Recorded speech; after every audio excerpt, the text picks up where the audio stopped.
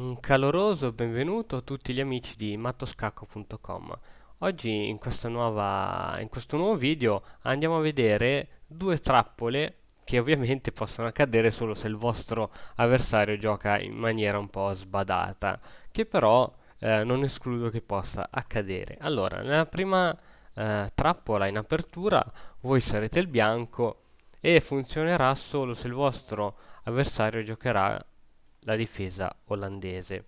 Questa trappola mi sembra che l'abbiamo già vista sul sito, ma la riporto perché può essere che qualcuno sia scappata. D4, F5, alfiere, G5. Questa uscita di alfiere un po' prematura si utilizza spesso e ha il compito di impedire la fuoriuscita del cavallo in F6, anche perché dopo cavallo F6 seguirebbe il cambio alfiere per cavallo. Mettiamo caso che il nero voglia liberarsi di questo alfiere G5. Quale metodo esiste? Sicuramente H6. A questo punto, se l'alfiere va in H4, tramite G5 l'alfiere viene perso in pratica e non va bene. Quindi l'alfiere si dovrebbe ritirare in D2, in E3 è pessima, in F4 non cambia nulla, comunque in D2 o in C1.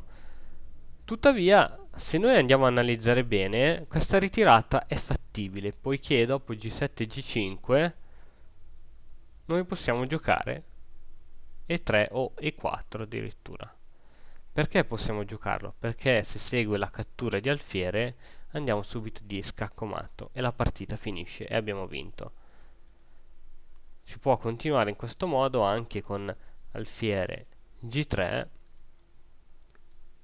classica spinta, e 3 catturano l'alfiere e ancora noi diamo scacco matto. Quindi questa è molto fattibile. Adesso invece ne andiamo a vedere un'altra dove noi siamo sempre i bianchi e diamo scacco matto.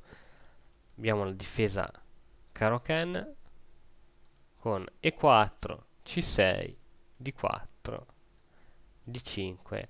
Queste sono classiche mosse. Cavallo C3, cambio, cambio. Alfiere, scusate, cavallo in D7.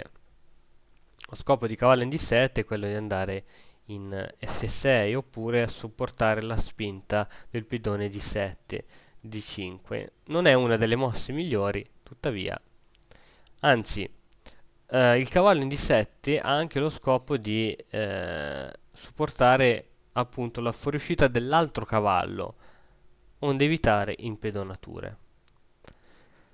Questo può essere evitato in questo modo, con donna E2 che va ad attaccare a raggi X il re in E8 e se il nero continua il suo piano imperterrito abbiamo il matto in 1 con cavallo di 6 e matto affogato. Ecco, è un matto un po' ridicolo, però può capitare, quindi non escludo che questo possa capitare. Spero che ti siano piaciute, alla prossima.